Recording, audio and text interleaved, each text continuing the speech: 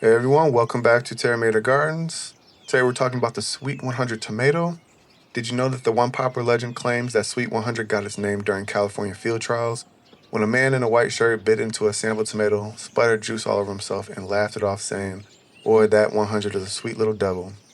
True story or not, this variety absolutely lived up to the legend, earning the nickname vine candy from gardeners who simply can't stop eating it straight off the vine. The Sweet 100's cherry tomato is a hybrid that was developed by Northrop King Seed Company, which is now a division of Syngenta. Sweet 100's revolutionized the cherry tomato world with its terrific yields of up to 50 fruits per cluster and its novel sweet taste when it was introduced in 1978.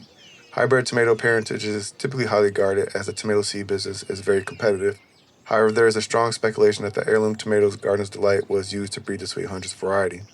Sweet 100's cherry tomatoes are scarlet red in color and 1 inch in size with a rich, sugary taste. The Sweet 100's tomato plant can get very large, up to 4 feet across and 10 feet high, which is why staking or caging is recommended to prevent sprawling and to let light into the interior clusters. High yielding, indeterminate variety produces many clusters of 100 fruits or more from early summer to frost. This variety has a reputation for being overwhelmingly prolific, with most plants producing not 100 but rather hundreds of fruit in long grape like clusters. Sweet 100 plants produce in a wide variety of climates as they are extremely drought and heat tolerant, and the indeterminate plants will continue to produce up to frost if kept consistently watered and fertilized.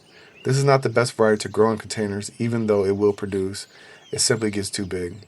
Like most tomatoes, Sweet 100 grows well alongside basil, which helps repel aphids and whiteflies while complementing tomato flavor in the kitchen. Marigolds prize for deterring common pests with their natural compounds, and chives or other alliums whose sulfur compounds help ward off aphids and spider mites.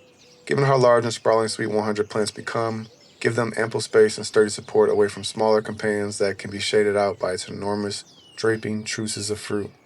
Sweet 100s are famous for their flavor and are best eaten fully ripe, right off the vine.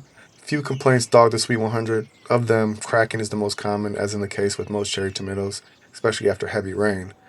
Tomatoes contain vitamin A, which is good for eye, heart, lung, and kidney health, and vitamin B6, which supports cognitive development and aids in immune function.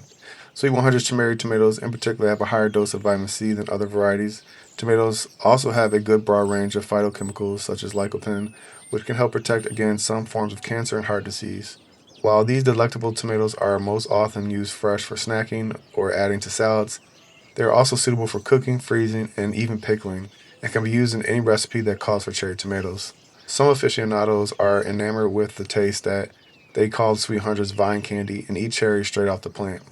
And that's it for today's look at the legendary Sweet 100 tomato. If you like what you just learned, don't forget to like, comment, and subscribe.